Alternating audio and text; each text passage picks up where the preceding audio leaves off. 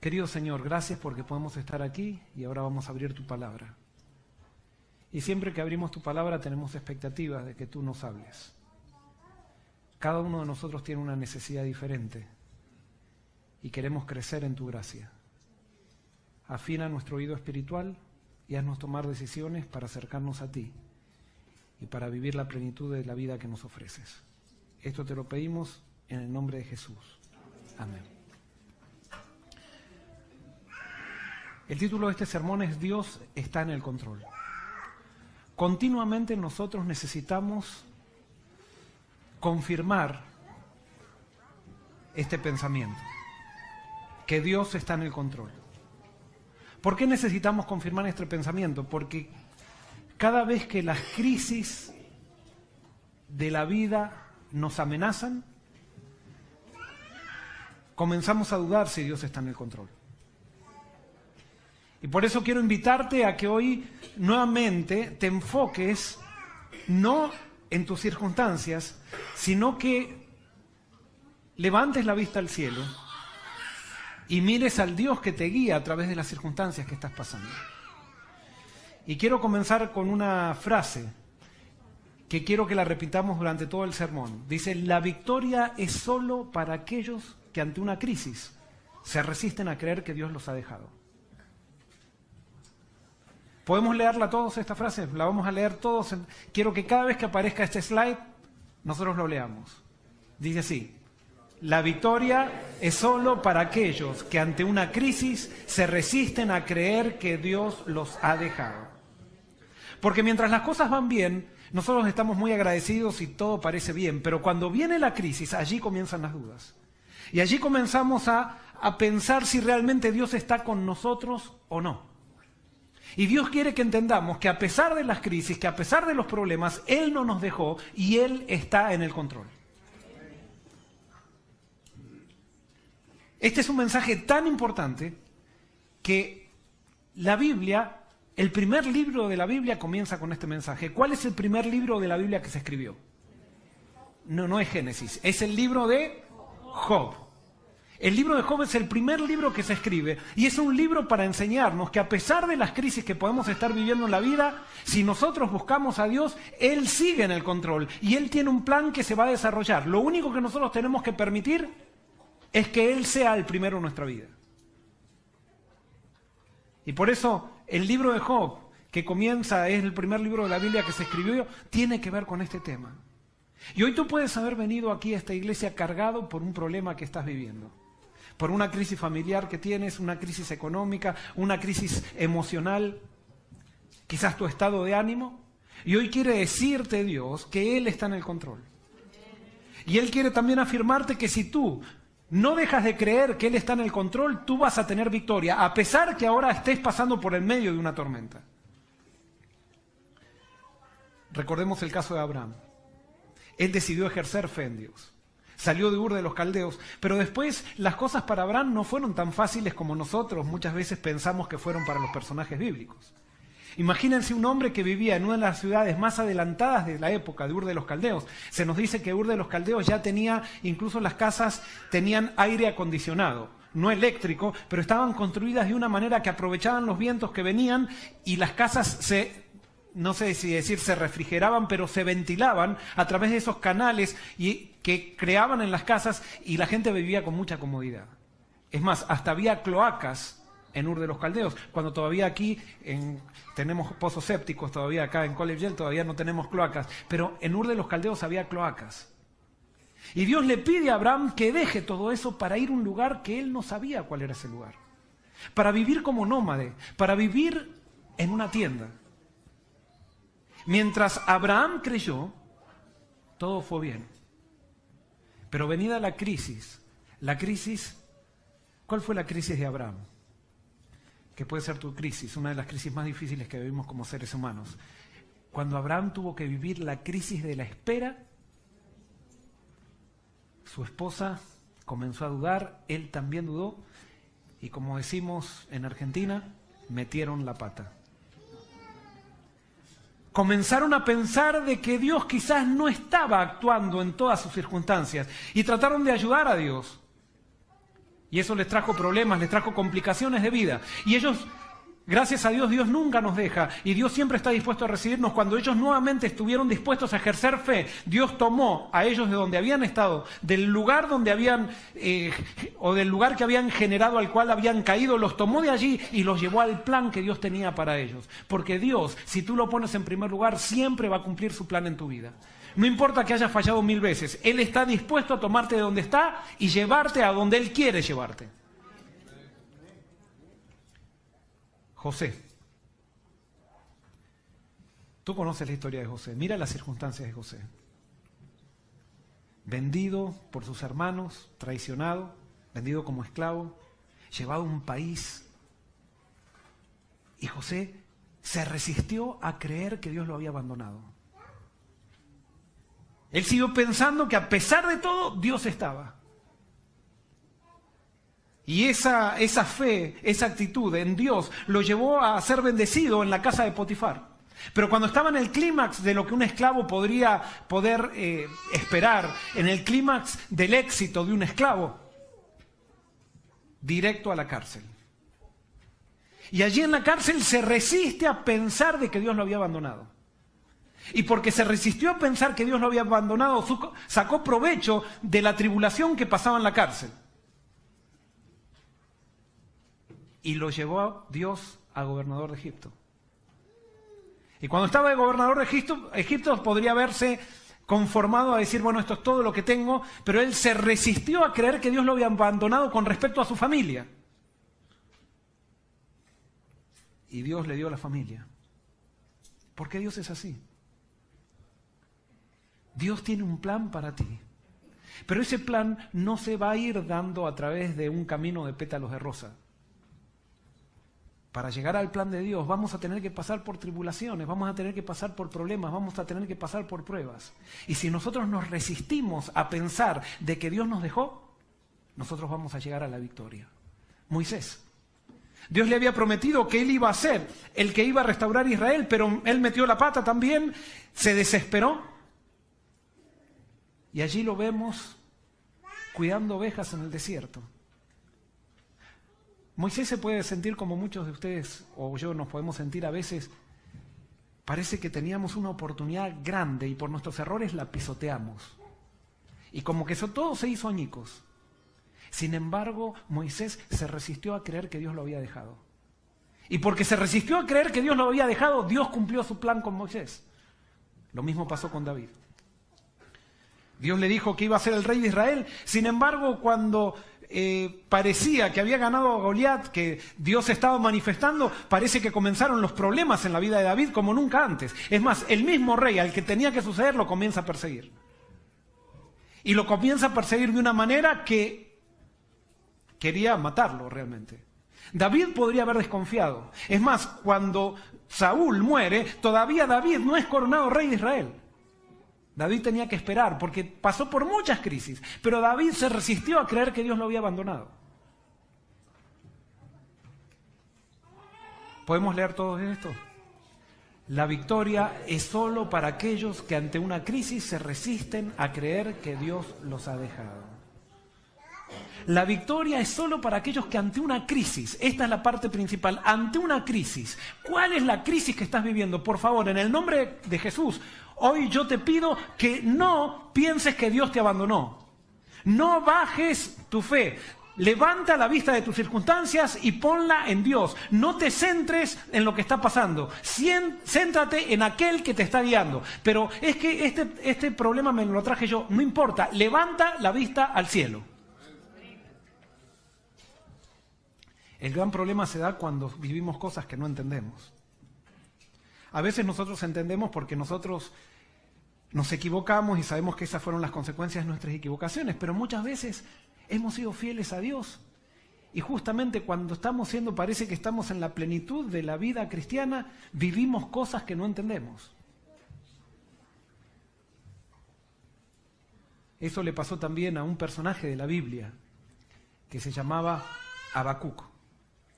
No hablamos mucho de Habacuc, pero ¿saben qué? El libro, uno de los libros que más impactó la historia del mundo y la historia del cristianismo, que se llama el libro de Romanos, escrito por el apóstol Pablo, está basado en el libro de Habacuc.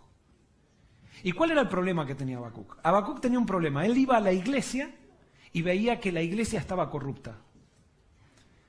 Y el pueblo de Dios estaba corrupto. El pueblo que decía seguir a Dios seguía los principios del mundo y decía seguir a Dios. Y Habacuc se desespera y dice, esto ya no puede ser más. Yo soy profeta tuyo, Señor, y resulta que tú parece que no haces nada. Cada vez parece que los líderes son más corruptos. Y entonces Habacuc dice, Señor, yo ya me cansé, tú tienes que hacer algo, porque este es tu pueblo. Y como es tu pueblo, yo sé que tú lo vas a hacer. Qué lindo, esa es una demostración de fe. Y dice, pero yo, como no entiendo, quiero que me expliques. Y entonces Dios le dice al profeta Habacuc, está bien Habacuc, te voy a explicar. Y entonces Dios le explica qué es lo que va a hacer para purificar a su pueblo. Le dice a Habacuc, mira Habacuc, yo quiero que sepas que sí, yo sigo siendo Dios de este pueblo, a pesar de que este pueblo está corrupto, pero te voy a contar qué es lo que voy a hacer para purificar a mi pueblo. Y entonces Dios le cuenta a Habacuc que va a traer al pueblo de Babilonia, a los babilonios, los va a traer y los va a usar como instrumento para purificar a su pueblo. Entonces cuando Habacuc escucha eso, ¿qué responde? Habacuc dice, no Señor, ¿cómo vas a traer a los babilonios incircuncisos a purificar a tu pueblo? No puede ser que hagas las cosas así, tienes que buscar otro método. Entonces Dios le dice a Habacuc, ¿te das cuenta? Tú me pediste que te explique, cuando te explico, tú no lo aceptas. ¿Sabes por qué no lo aceptas? Porque mis pensamientos son más grandes que tus pensamientos y mis caminos más grandes que tus caminos. Tú no los puedes entender.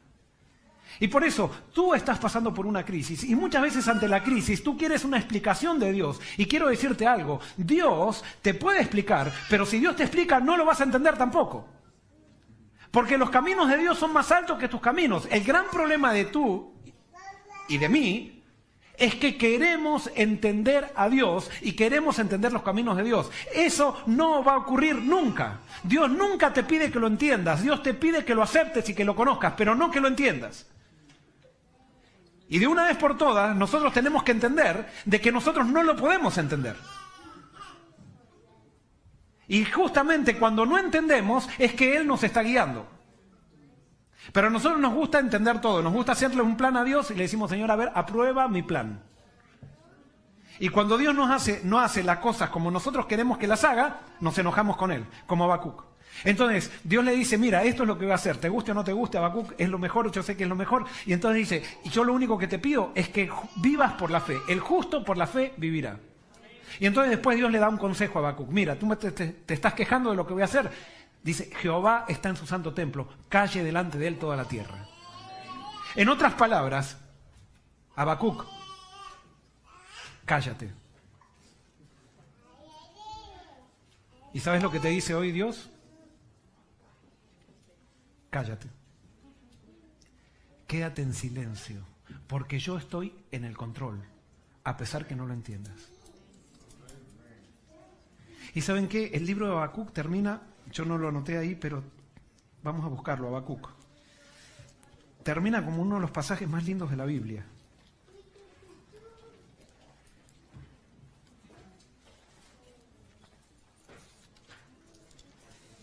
Habacuc está después de Nahum y antes de Sofonías. No sé si los ayudé mucho con eso. Habacuc, capítulo 3, versículos 17. Fíjense cómo termina este libro. Aunque la higuera no florezca, ni haya fruto en las vides, aunque falte el fruto del olivo y los labrados no den mantenimiento, y las ovejas sean quitadas de la majada, y no haya vacas en los corrales, con todo yo me alegraré en el Señor, y me gozaré en el Dios de mi salvación. Dios el Señor es mi fortaleza, que me da pie ágiles como de ciervas y me capacita para andar sobre las alturas. En otras palabras, Habacuc dice, aunque me falte todo, aunque la higuera no dé higos, aunque no tenga vacas, aunque se me acabe la cuenta del banco, aunque me quede sin carro, aunque tenga que caminar, aunque no sepa con qué pagar el préstamo, con todo, yo me alegraré en Jehová. Con todo yo me alegraré en Jehová, porque entiendo, dice Habacuc, que Dios está en el control. Y con el hecho de ejercer fe de que Dios está en el control, ya tengo la suficiente fuerza como para andar por las montañas como una cierva. ¿Qué es andar por las montañas como una cierva? ¿Vieron alguna vez los videos que hay del tsunami? La gente, cuando hay una alerta de tsunami, ¿qué hace? Busca el lugar más alto. Y desde el lugar más alto se filma lo que pasa por el tsunami, y pasa el tsunami por abajo, y los que están en la montaña ven pasar el tsunami, pero no son agarrados por el tsunami. Cuando tú estás con Dios, Dios te levanta una montaña, y puede haber crisis, puede haber problemas, puede haber desgracias, pero tú estás por sobre la crisis, sobre los problemas y sobre la desgracia. ¿Por qué? Porque te has resistido a creer que Dios te ha abandonado. Y cuando tú te resistes a creer de que Dios te ha abandonado, entonces tienes victoria. Y leemos de vuelta: la victoria es solo para aquellos que ante una crisis se resisten a creer que Dios los ha dejado.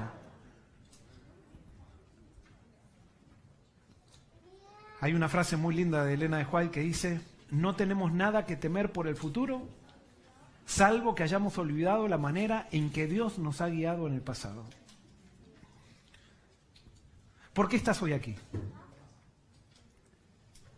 ¿Cuántas crisis has tenido en tu vida y sin embargo hoy estás aquí? ¿Qué pasó con las crisis del pasado?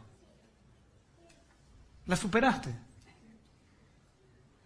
Ahora, si superaste las crisis del pasado, ¿por qué no vas a superar las crisis de hoy? Es porque te has olvidado. Y ese era el gran problema del pueblo de Israel. Tenía el problema de las moscas. Ustedes vieron las moscas, uno las espanta y enseguida vuelven. Parece que se olvidaron de que siempre vuelven. Y entonces lo mismo pasaba con Israel. Israel veía a Dios, tenía el maná, tenía todo, pero venía una crisis, y cuando venía la crisis, ¿en qué se centraba? En la crisis. Y se olvidaba de Dios. Y se olvidaba de todo lo que Dios había hecho, y la crisis se hacía tan grande ante sus ojos que no podían ver al Dios que los estaba guiando a través de la crisis. Y eso es lo mismo que te pasa a ti y a mí. Nos centramos tanto en las crisis que tenemos que perdemos de vista a Dios. Y quiero decirte que hay una bendición tan grande que tú no te das cuenta, que es tener a Dios. Y alguien puede decir: yo no tengo a Dios, ¿sí? Con todos los problemas que me pasan. Claro, ¿te das cuenta? Es que cada problema empiezas a dudar de Dios. Y Dios no te prometió una vida sin problemas. Lo único que Dios te prometió es que Él irá contigo. ¿Cuál es nuestra señal de mala actitud? ¿Cuál es la principal señal de mala actitud que tenemos? La principal señal es la queja. Y la puse en negro, así, sucia. La queja es la principal señal de que estamos dudando de Dios. Y yo quiero que evalúes tu vida, cada día que vives. Si tienes que contabilizar qué es lo que hablas, ¿cuánto de queja tienes en lo que hablas y cuánto de agradecimiento tienes en lo que hablas? Y yo te aseguro que la persona que está viviendo desanimada, ¿qué es lo que hace la mayoría del tiempo? Se queja. Continuamente nos quejamos. Y con la queja lo que hacemos es agrandar los problemas. Y entonces los problemas cada vez se hacen más grandes, peores. Entonces yo sé que el que está pasando por una actitud negativa ya está enojado conmigo en este momento, ya. Porque empieza a pensar: porque usted, pastor, no sabe lo que estoy pasando. Y entonces empezamos a hacer todo con tal de quedarnos con la queja, porque la queja es adictiva, es viciosa. Y parece que nos da cierto alivio, la queja parece darnos cierto alivio en el momento, es como la droga, parece que nos da cierto alivio en el momento, pero cuando terminó el efecto de la queja, es como que necesitamos más queja para sentirnos de la misma manera que nos sentimos cuando hicimos la primera queja. Y entonces después necesitamos 3 quejas para sentir un poquito de alivio, y después 4, y todo el mundo que está alrededor se empieza a morir y a secar por tus quejas. Porque no hay nada peor para una persona que escuchar quejas. No se enojen conmigo, enójense con la profeta. Estamos en un mundo donde impera el sufrimiento. Dificultades, pruebas y tristezas nos esperan a cada paso mientras vamos hacia la patria celestial. Pero muchos agravan el peso de la vida al cargarse continuamente de antemano con aflicciones. Si encuentran adversidad o desengaño en su camino, se figuran que todo marcha hacia la ruina, que su suerte es la más dura de todos y que se hunden seguramente en la miseria. Así se atraen la desdicha y arrojan sombras sobre cuanto los rodea. Ahora, hay que entender el mensaje de esta cita. Esta cita dice que seamos cristianos o no seamos cristianos, todos, absolutamente todos vamos a pasar por problemas en la vida, ¿verdad? Todos. Pero hoy dice que hay personas que tienen los problemas normales, pero ¿qué más hacen? Dice que se los atraen también. ¿Cómo se los atraen? Cuando agrandan los problemas. Esta cita lo que me está diciendo es que cuando tú agrandas los problemas, te trae más problemas sobre ti mismo.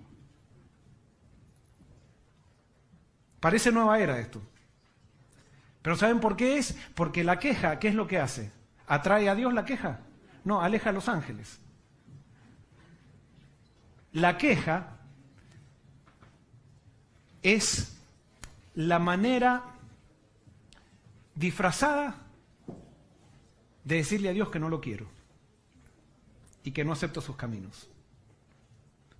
Entonces quizás yo no digo, Dios, ¿por qué me pasa esto? Pero al estar quejándome, al elevar una queja, yo ya estoy hablando con Dios y le estoy diciendo a Dios algo. Eso era lo que pasaba al pueblo de Israel. Entonces el pueblo de Israel se quejaba tanto que Dios, por las quejas, tenía que alejarse.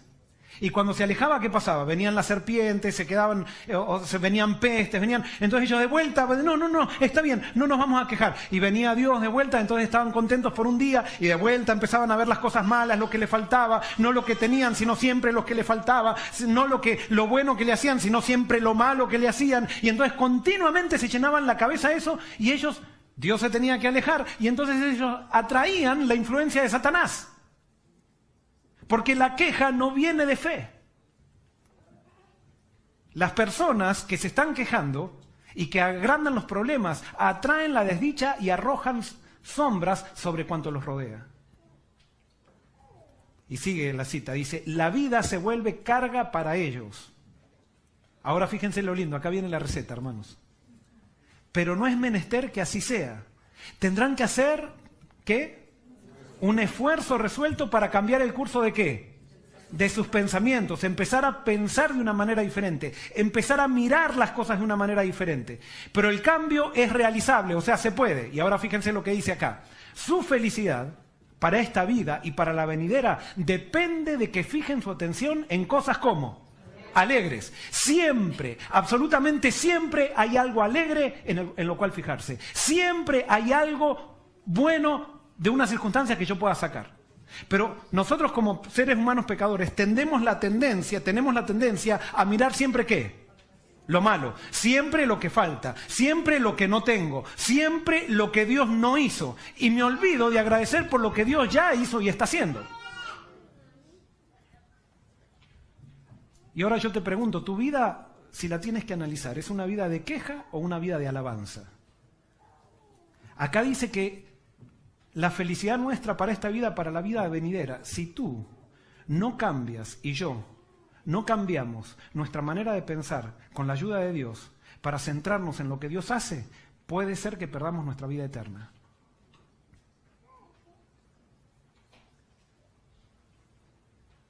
Yo les conté una vez la historia de mi amigo que era cuadripléjico.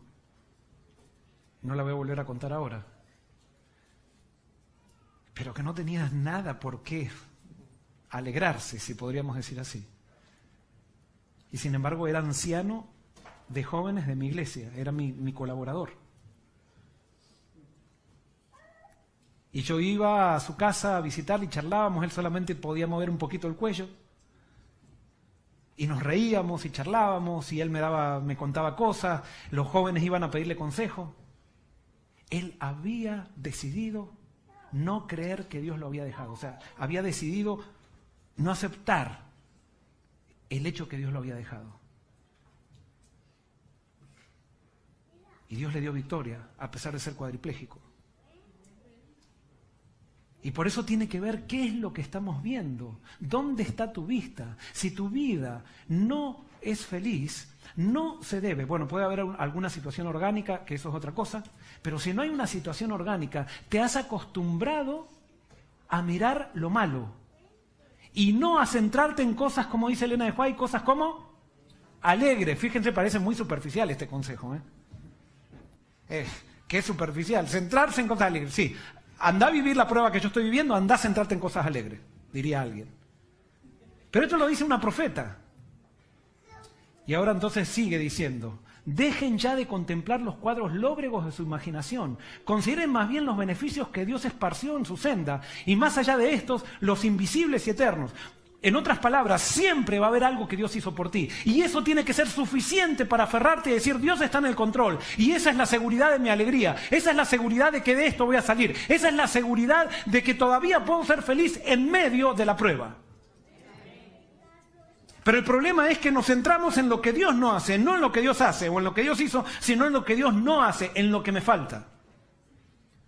Y quiero decirte que esto es una tentación que tienes tú y que tengo yo. Me encantaría decir que yo ya pasé esta prueba y que... no. Y por eso esto también me lo estoy predicando a mí. Ahora, vamos a analizar cómo afecta esta actitud en nuestro matrimonio. ¿Cómo afecta esta actitud en nuestro matrimonio? ¿Cómo afecta esta actitud en esta persona que es que él siempre deja la tapa del inodoro levantada? Y entonces la deja. Escúchame, no hace nada bueno, hace. No, es que la tapa del inodoro ha tapado lo bueno que tú tendrías que ver en él. Solamente ves que el inodoro queda la tapa levantada y haces de la tapa del inodoro levantada como si fuera el gran problema. No agrandes los problemas, te estás atrayendo sobre ti mismo lo que tú quieres evitar. ¿Tienes problema con tu matrimonio? ¿Tienes problema con tu esposo o con tu esposa? Deja de mirarle las cosas negativas. Y vas a ver que te empiezas a centrar en las cosas que sí tiene, en las cosas que Dios le ha dado. Y vas a ver cómo se motiva a la persona para hacer más cosas, para dejar de hacer aquellas cosas negativas que tan grandes te parezcan. Pero tu problema es que estás centrado solo en lo negativo. Y nunca puedes ver nada bueno en los demás. Siempre estás viendo lo que te falta. Es necesario que pongas tu vista en las cosas alegres, pero que, pastor, mi esposa no me da ninguna alegría. Claro, te has acostumbrado a ver lo malo tan grande que ya no puedes ver alegría. No puedes ver alegría en absolutamente nada. Tu problema no está en tu marido, tu problema está en ti. Y es más, el marido que tienes, tú lo elegiste. No, es que el esposo de aquella es tan bueno. Bueno, él se la mereció porque cada uno hace a su marido o hace a su esposa.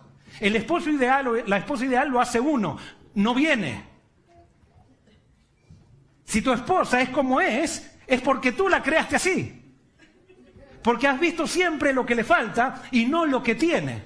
Céntrate en lo que tiene, como dice acá, y vas a ver que pronto vas a tener lo que le falta.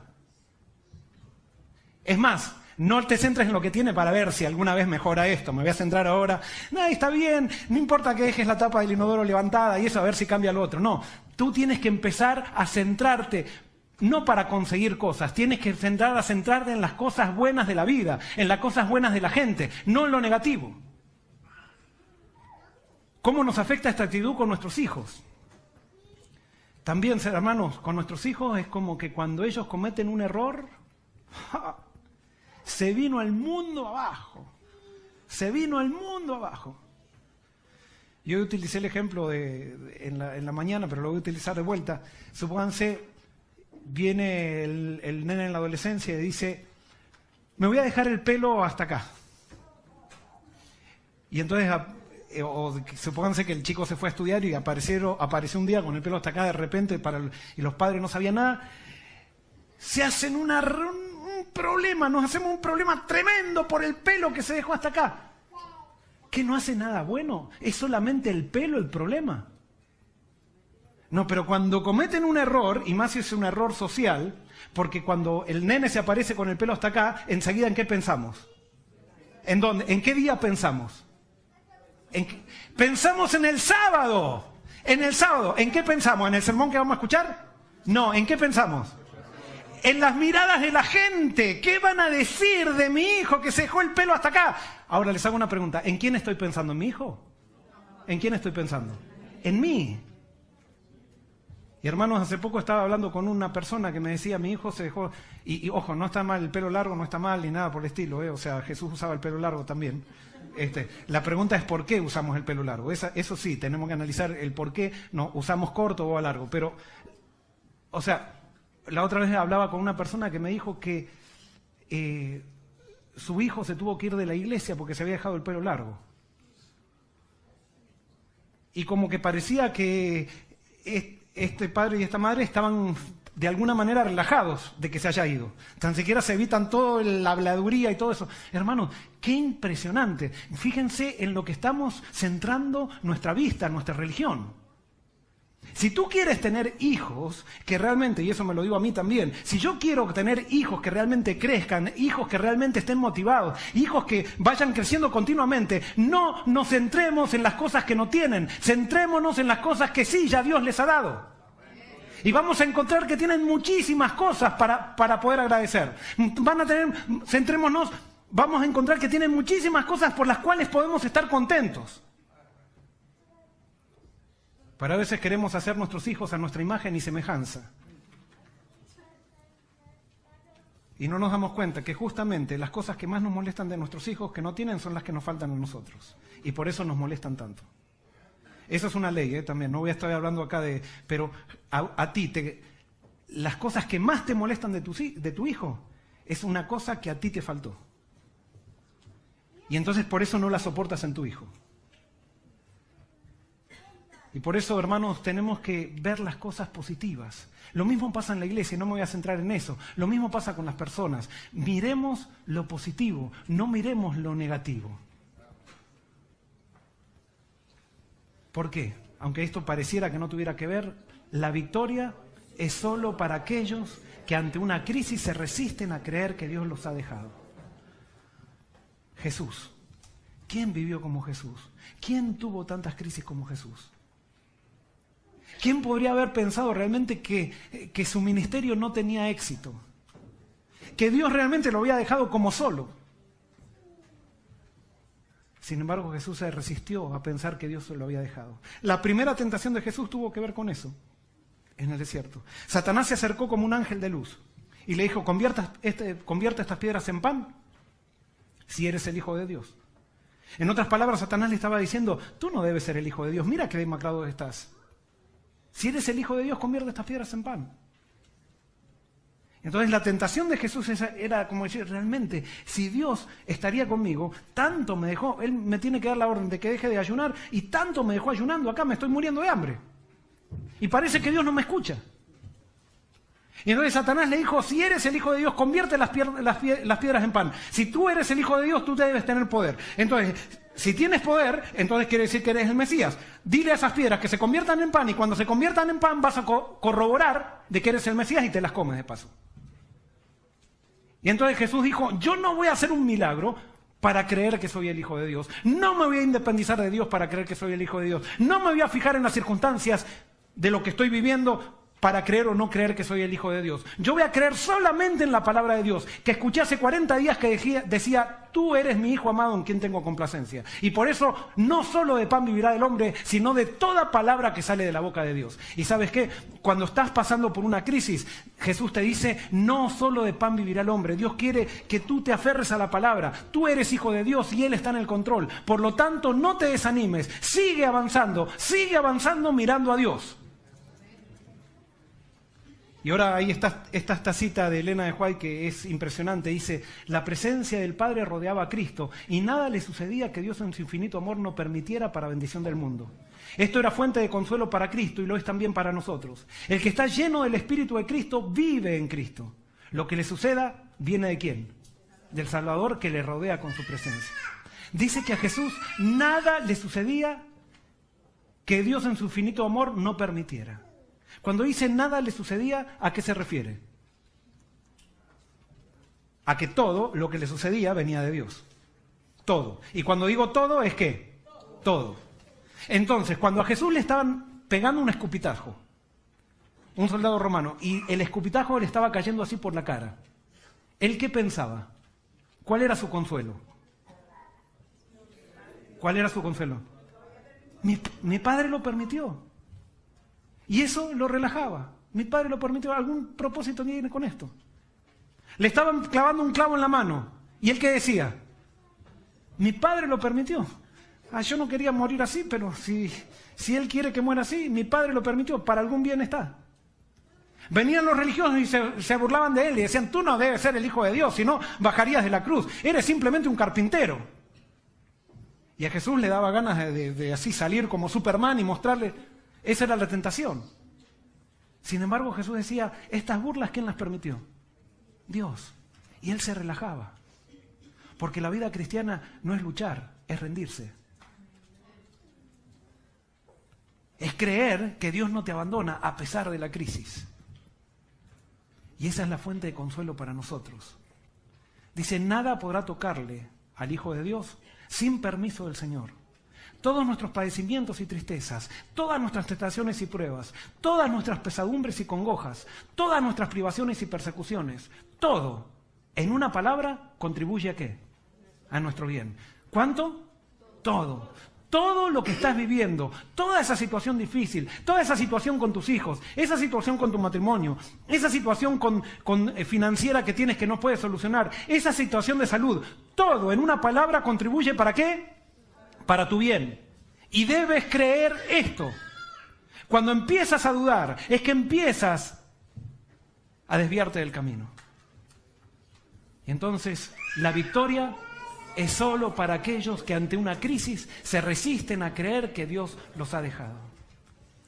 Dicen que había un rey que tenía un siervo que iba con él a todos lados.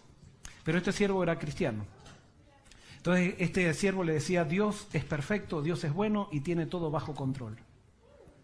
Entonces un día fueron de cacería y cuando estaban haciendo la cacería resulta que el siervo no pudo matar, lo atacó un animal al rey y el siervo no lo pudo matar al animal a tiempo, a tal punto que el rey perdió el dedo. Y entonces cuando el rey perdió el dedo, el siervo le dijo, Dios es bueno, Dios es perfecto. Todo lo que ocurre es para nuestro bien. Y el rey se enojó tanto con el siervo que dije, ¿qué Dios ni qué Dios? Dios no puede ser tan bueno. No, si Dios hubiera sido bueno, no hubiera permitido que me corten el dedo. Y entonces lo metió en la cárcel al siervo. Como al rey le gustaba la cacería, se fue al África a hacer más cacería. Y cuando estaba en el África, lo atraparon unos indios, que eran caníbales. Y cuando lo estaban poniendo en el altar, se dieron cuenta que el rey le faltaba un dedo. Y resulta que los caníbales tenían la costumbre de que para los dioses había que dar una ofrenda perfecta y no podía ser una ofrenda mutilada. Y por lo tanto le dijeron, no, con el dedo no, sin dedo no nos podemos comer. Y entonces lo dejaron libre. Y cuando lo dejaron libre, ¿de quién se acordó? De su siervo. Entonces cuando llegó a su reino le dijo, mira, quiero pedirte disculpas, si no hubiera sido por mi dedo, Dios es bueno realmente, porque si no me hubieran comido. Y dice, así que te voy a sacar de la cárcel y vas a ser nuevamente mi siervo. Entonces el rey cuando iban caminando le dice, pero ¿sabes qué? Tú dices que Dios es bueno, pero sin embargo Dios permitió que yo te ponga en la cárcel y mira todo el tiempo que pasaste en la cárcel. ¿Y eso cómo me lo explicas? Si Dios es bueno y es perfecto. Entonces el siervo le dice, es que Dios es bueno. Porque si yo no hubiera estado en la cárcel, hubiera ido con ustedes a la cacería y como a mí no me falta ningún dedo, a mí me hubieran comido. Entonces gracias a que estoy en la cárcel no me comieron. Dios es bueno. Pero cuando estamos en la crisis, nosotros dudamos.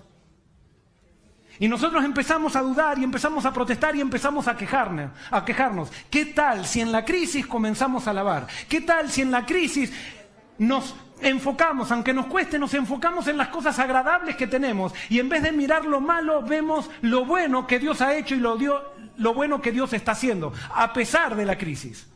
Y vas a ver que tu vida va a cambiar, vas a ver que tu actitud va a cambiar y entonces vas a poder decir esta oración con fe y con pasión. La victoria es solo para aquellos que ante una crisis se resisten a creer que Dios los ha dejado. Mateo 24:13 dice que el pueblo de Dios al final pasará por una gran crisis. Un tiempo de angustia cual nunca hubo. Sin embargo dice, mas el que persevere hasta el fin, este será salvo. ¿Quién es el que va a ser salvo? El que persevere. No es simplemente el que crea, sino el que persevere ¿en qué? El que persevere en creer que Dios, a pesar de las crisis, está al control.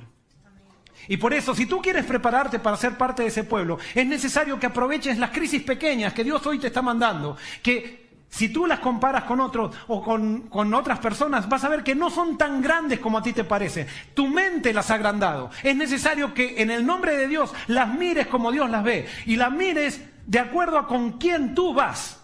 Ahora, si tú no estás con Dios, ahí sí tienes que quejarte. Pero si estás con Dios, por favor, recuerda que Dios es todopoderoso. Por favor, recuerda que Dios tiene un plan de eternidad. Y para llegar a esa eternidad es necesario que perseveremos hasta el fin, porque pasaremos por tiempos de angustia, cual nunca hubo.